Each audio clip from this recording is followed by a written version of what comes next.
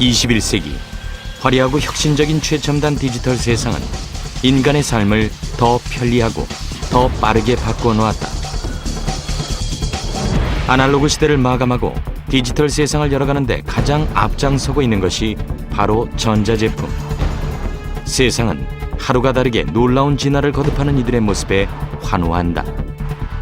성능하고 또 절전, 남한테 좀 뒤처지는 것도 싫고 아무래도 좀, 그리고 내가 쓰기에도 편하니까. 점점 더 화려해지는 전자제품들의 유혹을 떨치기는 쉽지 않다. 현재 그 전자제품 주기가 많이 빨라져서 새로운 성능이 나오면 바꾸고 싶어 하기 때문에. 하지만 최첨단 디지털 세상에 열광하는 사이 우리가 잊어버린 현실이 있다. 바로 매일매일 어마어마하게 쏟아지는 전자 폐기물, 전자 쓰레기다. 게다가 대책 없이 쏟아져 나온 전자 쓰레기는 중국과 인도, 아시아 등 개발도상국으로 옮겨져 버렸다. 카드뮴, 납 등 인체에 유해한 물질이 범벅이 된 전자 쓰레기에 고스란히 노출된 채 살아가는 사람들. 하지만 우리가 무심코 버린 전자 폐기물로 인한 피해는 이들만의 문제가 아니다.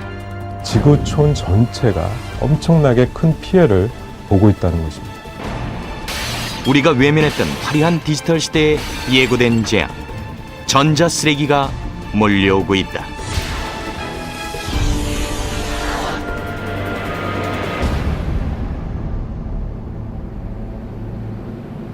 경기도 양주에 위치한 폐가전제품 재활용 업체.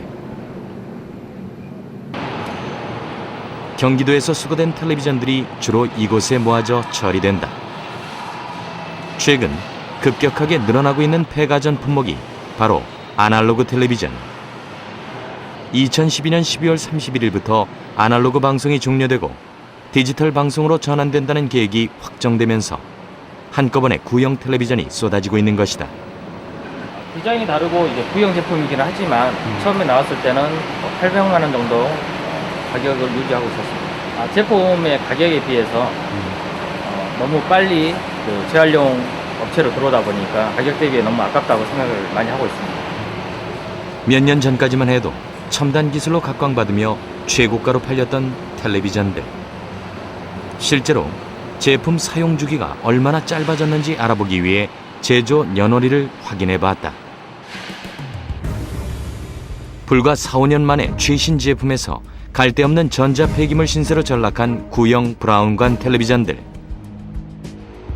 빠르게 변하는 디지털 TV 기술에 밀려 멀쩡한 제품이 쓰레기가 된 것이다. 작년까지 TV 폐기량이 증가한 건 사실이고요. 크게 한 두 가지 정도로 생각할 수 있는데, 첫 번째는 2013년부터 시행되는 DTV 방송 전환에 따른 트렌드 변화가 볼 수 있고요. 또 다른 한 가지는 LCD나 LED TV 판가가 상당히 많이 하락했습니다. 거기에 따른 소비자들이 경제적 편익을 찾아서 크게 많이 발생한다고 볼 수 있습니다. 문제는 아날로그 방송이 종료되는 2012년까지 이렇게 쏟아질 구형 브라운관 텔레비전이 무려 1000만 대 이상이 될 거라는 것이다. 기술의 발전으로 다양한 전자제품들이 진화하고 있는 이면에 존재하는 거대한 양의 전자 쓰레기들. 매년 전 세계에서 발생하는 전자 쓰레기는 약 5천만 톤이 넘는다. 하지만 그중 단 10%만이 재활용되고 나머지는 모두 버려진다. 첨단 전자제품이 무분별한 소비 심리와 무관심으로 인해 거대한 쓰레기 무덤으로 되돌아오고 있는 것이다.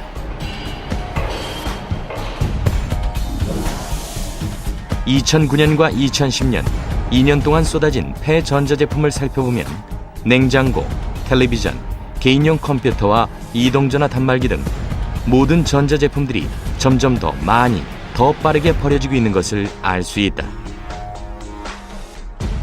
전자기기의 교체 주기가 계속해서 짧아지고 있습니다. 전자기기의 기술들이 발전 속도가 계속해서 빨라지고 있기 때문에 새로운 기술이 등장할 때마다 사람들은 기존에 사용하고 있는 기기들을 새로운 기술에 맞춰서 교체를 해버린다라고 하는 거죠. 사용할 수 있는 전자 제품도 이제 폐기물로 배출을 해버리고 있기 때문에 이전에 비해서는 전자 폐기물들의 양이 기하급수적으로 늘어나고 있는 거죠. 텔레비전, 냉장고 등 우리나라 가전제품 보유량은 현재 약 24만 3천 대. 이 중 서울시에서만 연간 530만 대의 폐가전제품이 발생한다. 이렇게 해마다 발생하는 전자폐기물 중 수거되고 재활용되는 비율은 약 20%. 나머지 80%는 어디에서 어떻게 수거되고 처리되는지 정확히 파악되지 않고 있다. 독성 화학물질과 유독한 유해물질을 배출하는 전자쓰레기에 대해 오랫동안 너무 무관심했던 것이다.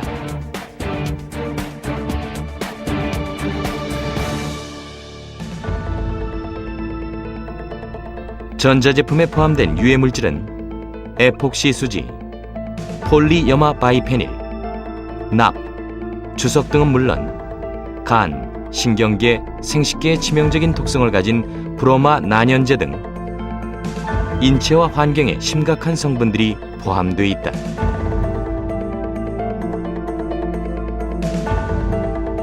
특히 문제가 심각한 것이 바로 브라운관 TV의 80%를 차지하고 있는 유리.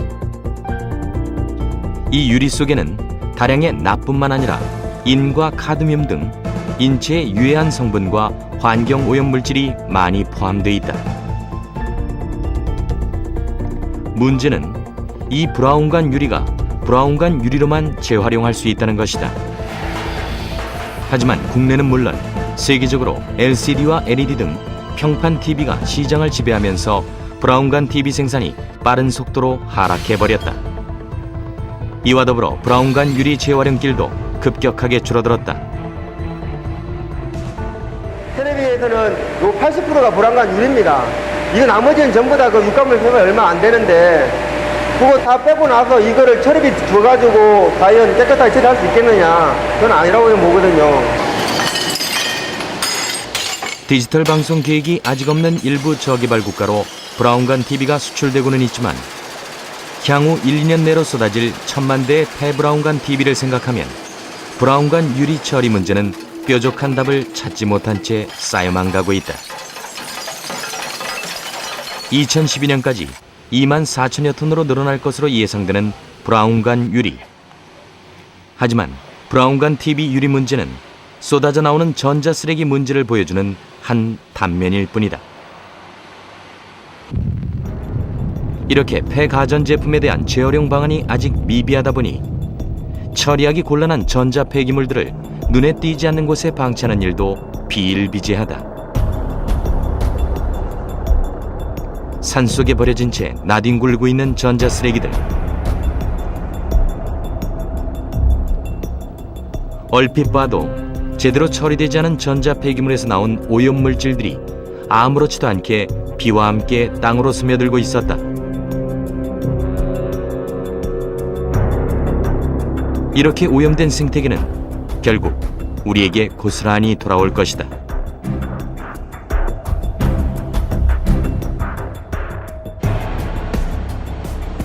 납과 수은 등 독성 화학물질이 포함된 전자쓰레기를 제대로 처리하지 않으면 많은 환경오염을 일으키고 인체에 큰 피해를 입힌다. 때문에 정부에서는 합법적인 경로를 통해 위험한 전자폐기물을 처리하고 있다. 하지만 여전히 많은 양의 전자폐기물들이 적법한 경로가 아닌 민간 수집상에 의해 무단 수거되고 거래되고 있었다. 쓰레기다. 이거는 컴퓨터 기판이 아니고 그냥 기판이거든. 야, 그 술은 무겁다. 아, 키로에 300원. 키로에 300원인데 이거 뭐야? 500원이다. 동네 이사 가면서 학생들 저기 필요없는 것도 이제 하나하나 버리고 가잖아요. 교환을 하잖아요. 그럼 그걸 갖다가 처분을 안 하고 그냥 집 앞에다 버리고 가던가 주고 가요. 그거 갖고 오는 거예요, 하나씩. 폐기물관리법에 의하면 민간 수집상이 전자폐기물을 무단으로 수거해 재활용하거나 처분하는 것은 불법이다. 전기 전자제품을 재활용할 경우에는 허가를 받아야 하는데 기존 민간 수집상들은 대부분 허가를 받지 않고 운영되고 있기 때문이다. 하지만 민간 수집상마다 이렇게 공공연하게 전자폐기물을 무단으로 수거, 재판매하고 있었다. 램 같은 거 그러니까 빼가지고 기가 전자가 낮은 거는 컴퓨터에 못 넣잖아요. 이거는 이제 이렇게 키로수로 파는 거예요. 좁은 사무실 안 곳곳에 가득 쌓여있는 전자 폐기물들. 이렇게 수거한 물건들은 과연 어디로 팔리고 있는 것일까? 중국은 돈이 많이 넘어가는 게 스크랩이에요. 이 상당히 큰 것이거든. 폐기에서도 다 녹여야 되니까 여기 구리를 빼려면 이 플라스틱을 다 떼와야 되는데 그렇죠. 그 나라 갖고 가면 거의 환경을 주범이 되는 것이 당연한 건데 중국 정부에서 막는다고 해서 이것이 우리나라에서 못 들어가면 삼국을 통해서 들어가요. 그 소형 가전제품은 그 가전제품 가지고 있는 자체의 그 경제적 가치가 낮아서 국내에서 재활용이 되지가 않았습니다. 그래서 매립이 되거나 그리고 대부분 중국 등 저개발권 나가서 수출이 되는, 하지만 수출이 그 나라의 환경 문제와 인권의 문제를 다시 한번 그 문제화시키는 형태로 수출이 되었던 거죠. 매년 전 세계가 쏟아내는 전자 쓰레기 양은 약 5천만 톤. 이 중 대부분이 미국과 유럽, 일본 등 산업 선진국으로부터 중국과 인도, 아시아, 아프리카의 개발도상국가로 버려지고 있었다. 그중 가장 많은 양의 전자 쓰레기가 이동하는 곳이 바로 중국. 전 세계 전자 쓰레기의 70%가 중국에 버려진다고 한다. 중국 남부 도시 구이유. 거대한 전자 쓰레기 더미가 마을 전체를 가득 메우고 있다. 마치 거대한 고물상을 방불케 하는 쓰레기 마을 구이유. 폐기물의 대부분은 미국과 유럽, 그리고 일본과 한국에서 불법적으로 들여온 것이다. 아무런 안전장치도 최소한의 설비시설도 갖춰지지 않은 채 맨손으로 전자 폐기물을 처리하고 소량의 금속을 얻기 위해 불 위에 전자 회로기판을 올려놓고 하루 종일 유해가스를 마시는 사람들. 그들은 21세기 첨단 전자제품을 낙후된 방법으로 가장 위험하게 처리하고 있었다. 전자 쓰레기와 자신의 건강을 바꾸고 있는 것이다. 那同时呢，在当地的河流都是发黑发臭的，因为污染了很多年，相当严重，所以当地人他们在那个时候，由于地下水都受到污染，所以没有水喝，就不得不从其他的镇来买水喝。 전자 쓰레기를 소각하거나 매립하는 데 드는 비용에 비해 수출하는 것이 훨씬 유리한 선진국들. 이렇게 전자 쓰레기 처리 비용을 떠넘기려는 선진국과 돈을 벌려는 마을 주민들의 이해가 맞아떨어지면서 평범했던 농촌은 거대한 전자 쓰레기 폐기장으로 몰락해갔다. 전자 쓰레기와 맞바꾼 대가는 혹독했다. 구이유 지역의 토지에는 납과 같은 중금속 오염이 기존 토양 표본의 100배를 뛰어넘었고 공장 외부의 토양에서는 수은과 같은 40종 이상의 오염물질이 발견됐다. 그리고 이런 유독물질은 고스란히 사람들에게 전해졌다. 神经系统的话呢，主要表现为头晕，然后呢，这个睡眠有一部分的这个不正常。那么呼吸系统的话呢，就是说带来有一些这个咳嗽啊、咳痰啊，或者是一些这个胸闷啊等等的这样的一些症状。 전자 쓰레기가 돈이 된다고 알려진 1990년대 초부터 전자 쓰레기 더미를 헤집으며 살아온 사람들. 어린아이들도 예외는 아니었다. 아이들은 전자 쓰레기 더미 위에서 전선줄을 장난감 삼아 대부분의 시간을 보내고 있었다. 2003년 산토우 의과대학 버시아 교수가 구이유 지역의 아이들을 대상으로 독성물질 함량을 조사했는데 연령이 높아질수록 체내의 독성물질 함량이 많았다고 한다. 전자쓰레기 노동자로 살아온 시간은 그들에게서 깨끗한 환경과 건강을 빼앗아갔다. 首先呢，就是发达国家，我想像美国、日本、韩国这些发达国家的政府，应该进一步的有对本国的电子垃圾进行严格的监管，禁止本国的电子垃圾呢出口去到像中国这样的发展中国家去。 많은 환경단체와 인권단체가 전자쓰레기의 피해와 위험을 경고했지만 여전히 12만 명의 중국인들과 10만 명의 이주 노동자들이 선진국들이 버린 전자쓰레기와 목숨을 바꾸고 있다. 하지만 이런 피해가 과연 그들만의 문제일까? 중국의 타이조우 지역은 우리나라 서해안 지역하고 연접되어 있는 지역입니다.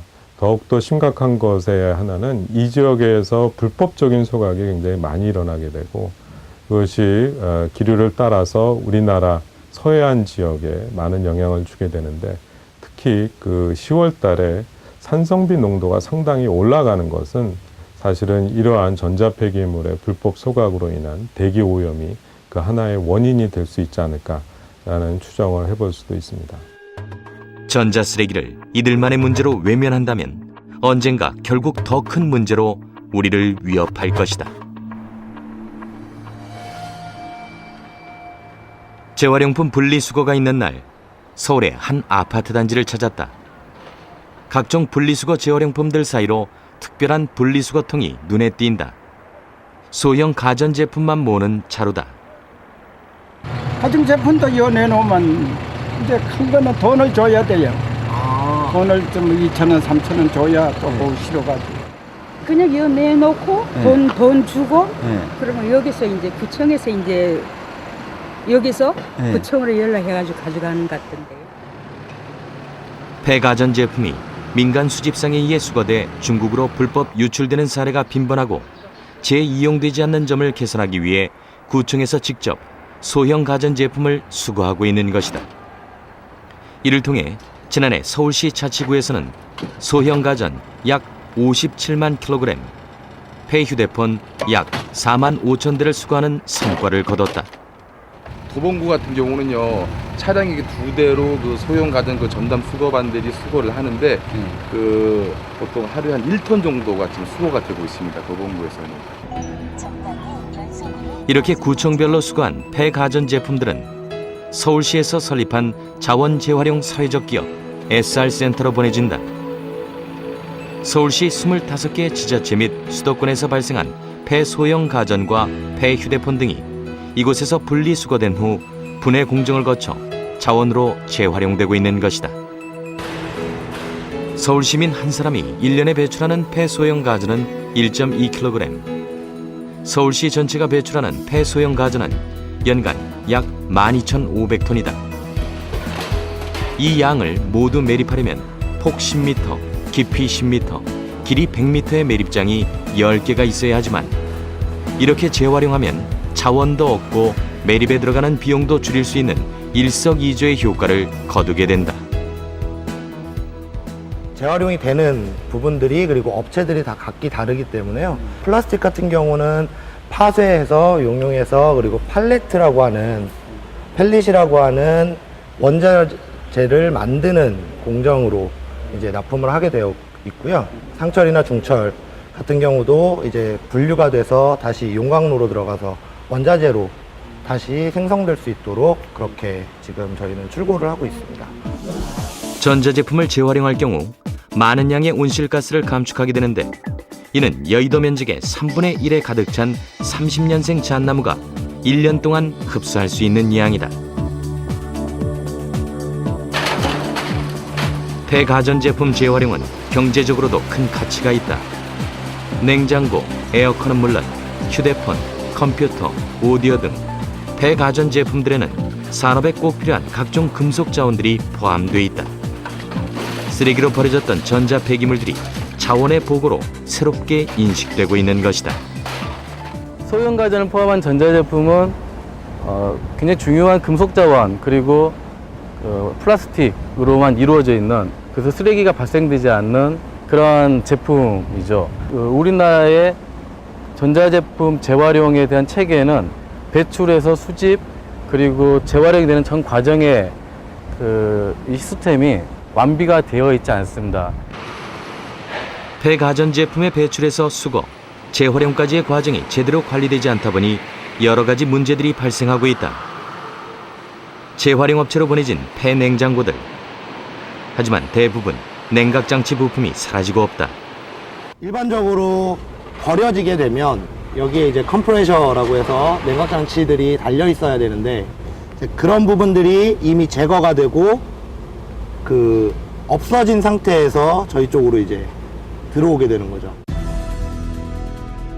실제로 지난해 서울시가 회수한 9,600여 대의 폐냉장고 중 90% 이상인 8,800대의 냉장고가 이렇게 냉각장치가 떼어진 채 수거됐다. 돈이 되는 부품만 불법적으로 빼돌린 것이다. 무자격 업체들이 마구 분리한 냉각장치는 동남아 등지에 불법적으로 수출된다고 한다.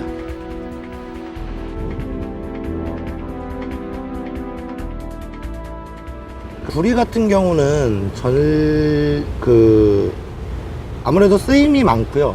그 자체 그대로 이제 재활용이 가능한 품목이다 보니까 이제 순도 자체가 좀 다른 것들보다는 높죠. 아무래도 그렇다 보니까 이제 구리 같은 것들은 금액적으로 이제 그 높은 금액대가 형성이 되어 있는 거죠. 문제는 냉각기 해체 과정에서 발생하는 프레온 가스. 대기오염의 주범이자 오존층을 파괴하는 프레온 가스는 안전한 설비를 갖춘 업체에서 수거 분리돼야 하지만 대부분 불법 업체들은 이런 설비 없이 냉각장치를 떼어내 프레온 가스를 방출하고 있는 것이다. 실제로 지난해 8월 냉장고에서 냉각장치를 분리하는 불법 현장이 포착됐다. 서울의 한 생활쓰레기 집화장. 끊임없이 냉장고를 실은 차들이 들어온다. 수거해온 냉장고에서 곧바로 뭔가를 열심히 떼어내는 직원들. 바로 돈이 되는 냉각장치들이다. 프레온가스나 폐오일 회수장치 없이 몇 개의 도구로 간단히 냉각장치를 분리한다. 지난해 상반기 이 지역 집화장에 모인 폐냉장고 691대 중 655대가 이런 식으로 훼손된 채 수거됐다. 잘라가지고 잘 냉장고를 안 받으니까 그것만 자르면 왜 한 3, 4점 되니까 그것만 잘라서 팔지. 우리 게 주식하고 똑같잖아요. 계속 수집했다가 한 600원 될 때 그냥 그 다 넘기버리면 200원이 마진이 생기잖아요. 그쵸. 그래서 고철 크게 한 사람이 돈을 버는 거지. 폐가전제품의 수거 문제는 냉장고뿐만이 아니다. 최근 폐휴대폰에 들어있는 금속의 경제적 가치가 알려지면서 폐휴대폰을 불법으로 수거하는 업체들이 우후죽순 생겨나고 있는 것이다. 불법 수거 업체는 일상 속 깊숙이 침투해 있었다.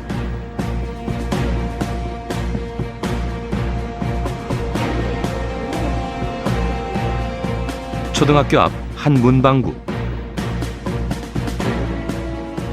아이들이 폐휴대폰을 팔고 있다.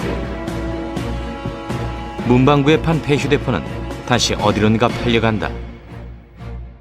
이거 아줌마 하는 게 아니라 아줌마 중간 역할만 하니까. 여기 어떤 아줌마가요? 네. 그 아줌마가 아, 사가세요? 혼자가 무슨 필요해? 군집은 잘 모르겠는데 명함 어떻게 찍어주나 보여요. 그런 건 모르네 진짜. 좋은 짓을 하는 거겠지라고 생각하지 모르네. 문방구에서 폐휴대폰을 사는 건 아이들 사이엔 이미 공공연히 알려져 있는 사실이다. 언제부턴가 문방구마다 폐휴대폰을 산다는 문구가 하나둘 늘어나기 시작했기 때문이다. 난가는요 한 달에 10개 정도 들어올까 말까요. 예? 그럼 그거 들어오면은 이거 가지러 오는 사람이 이제 오면은 그걸 가지고 금 추출한다 그러는데 액정을 갖다 다 깨가지고 전부 부셔버려도 그 기계만 가져가요. 폐휴대폰을 구입해서 처리하는 일은 허가된 업체에서만 가능하다. 제작진은 폐휴대폰을 수거하고 있는 한 업체를 찾아가 폐휴대폰을 직접 팔아보기로 했다. 핸드폰. 문방구 보니까 써있던데. 그런 데서 가져다가 잘못 걸리면 큰일 나지. 거기는 업체랑 계약을 해서 하는 거야. 근데 그건 손 안 대는 게 좋아요. 문방구마다 계약한 업체가 있다는 업자의 말. 폐휴대폰을 거래하는 곳이 그만큼 조직적이고 많다는 것을 짐작할 수 있었다. 이 업체들은 왜 이렇게 폐휴대폰을 수거하는 것일까? 이런 것만 가져오잖아요. 그럼 이런 거는 사실 1,000원에 값어치도 안 되거든요. 그런 것만 가져오면은 1,000원도 못 줘요. 재생할 게 없죠. 이게 다 수준인데. 그러니까 중국으로 가는 거예요. 우리나라 금속회사나 중국 금속회사. 최근에 문고점을 중심으로 폐휴대폰을 수거하고 거래하는 업체가 많이 생겼는데요. 중국에서 온 자본력이 있는 사람들이 한국 사람들을 중간에 내세워서 수거를 하고 있습니다. 경남 함양에 위치한 폐가전제품 리사이클링 센터. 지자체에서 분리수거를 통해 이곳으로 모인 폐가전제품들은 안전한 설비와 분해 과정을 통해 재활용되고 있다.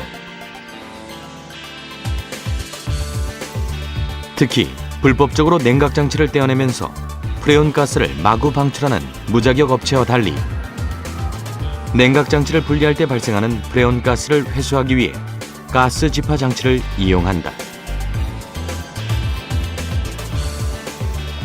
수거에서 분리, 재활용까지 엄격하게 관리되고 있는 것이다.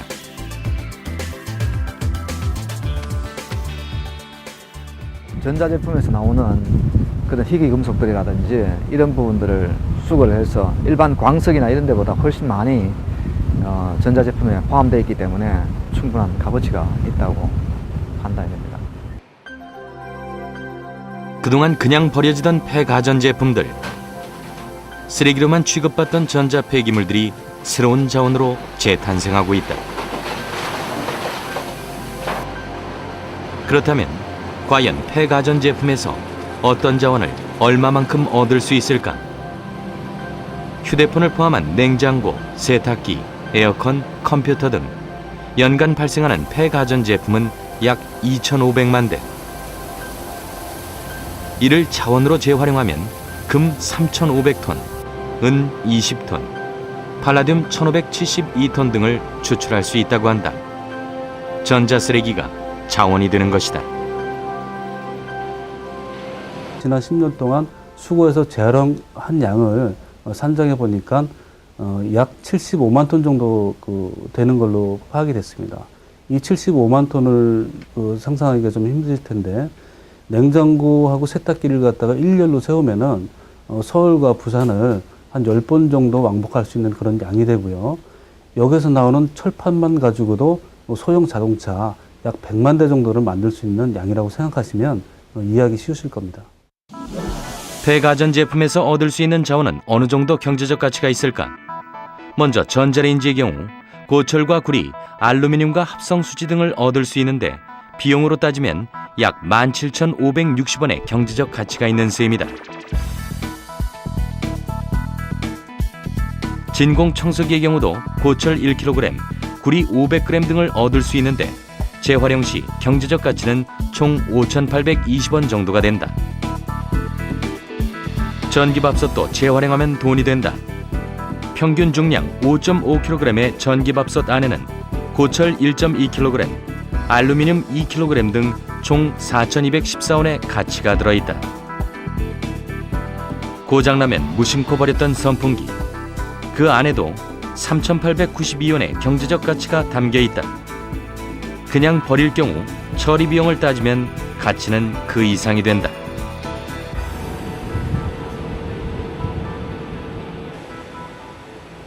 전자쓰레기가 자원으로 재활용되면서 최근에는 보다 첨단 기술을 활용해 순도 높은 금속을 추출하는 회사들이 각광을 받고 있다. 인천에 위치한 이 회사는 폐전자제품들과 전자제품을 만들 때 발생하는 폐기물 속에서 은을 추출하고 있는 것이다. 요즘에 그 주로 들어오는 거는 전자부품 중에서 이제 LED TV나 그 LED 램프에서 쓰이는 전자부품이 주로 들어와서 이쪽에서 은을 회수를 하고 있습니다. 폐가전제품, 즉 전자쓰레기로 버려지던 것들에서 귀중한 광물 자원을 캐는 사업. 최근 이런 사업들은 도시광산이라는 이름으로 새롭게 각광받고 있다. 천연자원 개발에만 초점이 맞춰졌던 과거와 달리 자원의 순환과 이용 가치의 발견이라는 측면에서 집중적인 조명을 받고 있는 것이다. 예를 들어 폐컴퓨터의 경우 1000만 대를 회수하면 그 안에서 금을 2,500에서 6,000톤을 얻을 수 있고 은은 10,000톤에서 15,000톤을 얻을 수 있다고 한다.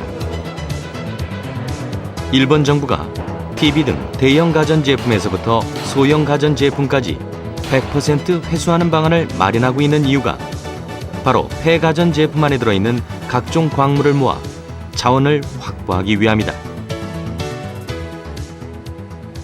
일반적으로 휴대폰에서는 톤당 2kg의 은이 있습니다. 그런데 이 정도 은을 광산에서 채취를 하려면은 10톤 정도의 광석이 필요합니다. 그래서 광석에는 1톤당 200g 정도의 은이 있고 휴대폰에서 채취할 때 10배 정도의 경제적 가치가 있습니다. 휴대폰 한 대에는 어떤 가치가 포함되어 있을까? 먼저 금은 0.04g, 은은 0.2g이 있고 거의 모든 금속과 합금을 이루는 팔라듐은 0.03g, 구리는 14g이나 들어있다. 금광석 1톤에서 금 5g을 추출할 수 있다면 휴대폰 1톤, 약 10,000대에서는 금 150g을 얻을 수 있다. 천연 광석보다 훨씬 많은 양의 자원이 담겨 있는 것이다.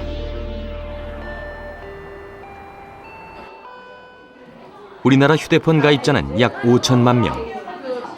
하루가 멀다 하고 새 휴대폰들이 쏟아지고 그와 함께 수많은 휴대폰들이 버려진다. 한 30명 정도 있는데 거의 다 갖고 있어요. 애들 새로운 거 갖고 다니니까 저도 갖고 다니고 싶어요. 가장 많은 유가금속 매년 발생하는 폐휴대폰은 약 1,400만 대. 하지만 이 중 재활용되는 비율은 300만 대 정도다. 그다음에 은이 나오고 겨우 5분의 1 정도만 자원으로 쓰이고 있다. 귀중한 자원인 폐휴대폰을 재활용하기 위해 시민단체를 중심으로 최근 각 학교마다 이렇게 적극적인 수거 캠페인을 벌이고 있다. 안 쓰는 핸드폰 갖고 온 거예요. 4개쯤 있었는데 2개가 안 찾아져가지고 이번 주에 갖고 온 거예요. 저번에 2개 갖고 왔어요. 아빠는 지금 10년 정도 쓰고 있고요. 동생하고 저는 2년 썼어요. 애들이 이거 이렇게 낡았냐면서 놀려야 되니까 저절로 새거 사게 돼요. 녹색 소비자연대가 지난해 설문조사를 한 결과를 보면 집집마다 평균 2대의 휴대전화를 보관하고 있는 것으로 나타났다. 이를 재활용만 해도 엄청난 자원을 확보하는 일이 된다. 4,000개 정도? 한 15일, 16일. 장롱폰으로 불리는 폐휴대폰을 재활용하기 위해 시민단체에서 꾸준히 캠페인을 벌인 결과 최근 가정에서 보관하고 있던 폐휴대폰들이 조금씩 자원이 되고 있다. 버리면은 오염될 수가 있는데 분리를 하면 자원이 될 수 있으니까 하면서 보람을 조금 느껴요. 전자제품 폐기물에 대한 가치와 재활용 문제에 대해서 정부도 많은 대안을 마련해왔다. 지난 2003년부터 시행되어 생산자 책임 재활용 제도. 생산자가 폐기물을 안전하게 처리하고 재활용하도록 의무를 부여한 제도다. 또한 내년 1월 6일부터는 판매자도 수거와 재활용 의무를 갖도록 개정이 됐다. 이런 판매업자들이 내년도부터 이제 수거를 많이 해줘야 된다는 그런 문제점을 좀 안고 있고, 그 또 한 가지는 기존 그 지방자치단체라든가 영세 그런 고물업체 쪽으로 빠져나가는 물량들이 상당히 많습니다. 이런 물량들은 물론 재사용도 되고 재활용도 되지만 그 대부분의 이런 업체들은 적정한 시설을 가지고 있지 않기 때문에 비환경적으로 처리된다고 볼 수 있죠. 그 시설 기준에 대해서는 현재 그런 재활용 시설이라든지 뭐 파쇄할 수 있는 시설이라든지 보관 시설을 그냥 갖추도록 되어 있는데, 이게 이제 재활용하는 과정에서 유해 폐기물들이 누출되지 않도록 그런 적정 시설을 갖출 것을 좀 더 구체적으로 설정하게 된다고 보시면 됩니다.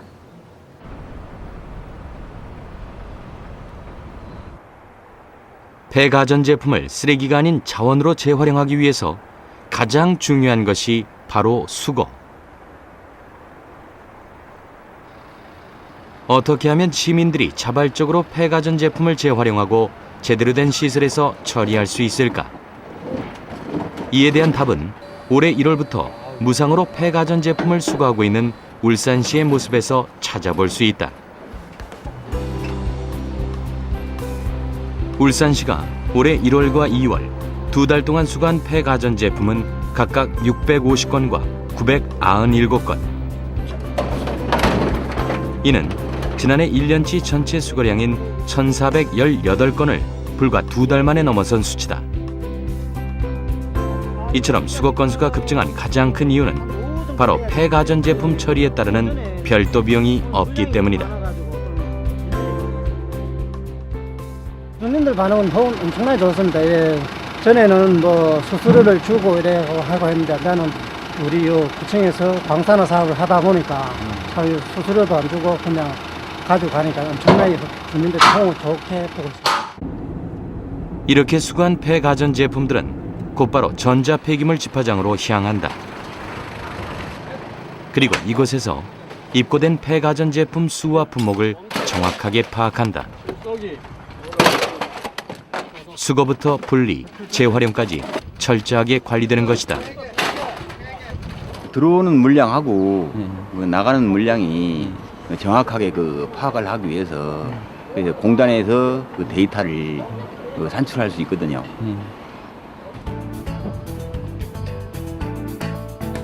컴퓨터와 휴대폰 등 소형 가전제품들은 울산시에서 운영하는 자원재활용센터에서 분리하고, 냉장고, 에어컨 등 대형 가전제품들은 폐가전제품 전문 재활용 업체에서 수거해 간다. 컴퓨터 본체는 본체대로, 그 다음에 또 쓰레기는 쓰레기, 세탁기까지 다 하면 한 11가지. 11가지를 분량을 다 불량배 해가지고, 그래가지고 위에 공장에 들어가가지고 다시 또 안에 거 부속을 다 빼냅니다. 이런 재활용 수거 정책은 경제적으로도 많은 효과가 기대된다. 지자체 운반 비용, 배출 수수료 면제, 그리고 폐가전제품을 재활용해 얻을 수 있는 비용 등 연간 4억 2천만 원 이상의 경제 효과가 예상되고 있다. 이게 분해돼 가지고 이렇게 되는 그 과정이 얼마만큼 오래 걸리겠습니까? 그런데 저희들은 이걸 전체적으로 다 모아가지고 여기에 많은 양으로 해서 다시 재생시키는 공장으로 내보내니까 그게 이제 우리가 이제 얻을 수 있는 하나의 이제 큰 자원을 확보하게 된다는 그렇죠. 우리가 아시다시피 천연 자원은 한정되어 있고 또 대부분 우리가 해외에서 자원을 수입해 오기 때문에 우리가 어떻게 자원을 국내에서 다시 재자원화해서 쓰느냐, 이것이 중요한 사안입니다. 그래서 가능하면은 폐제품을 우리나라에서 재자원화할 수 있는 여건을 마련해야 됩니다. 폐가전제품은 두 개의 얼굴을 갖고 있다.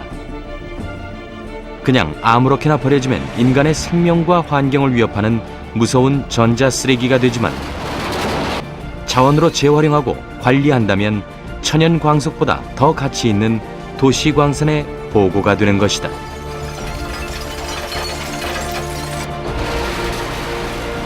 우리나라 폐가전제품에 들어있는 금속 자원의 경제적 가치는 46조 4천억 원. 매년 폐가전제품에 들어있는 금속 자원만 활용해도 연간 4조 300억 원의 가치를 얻을 수 있다. 하루가 멀다 하고 쏟아져 나오는 폐가전제품들.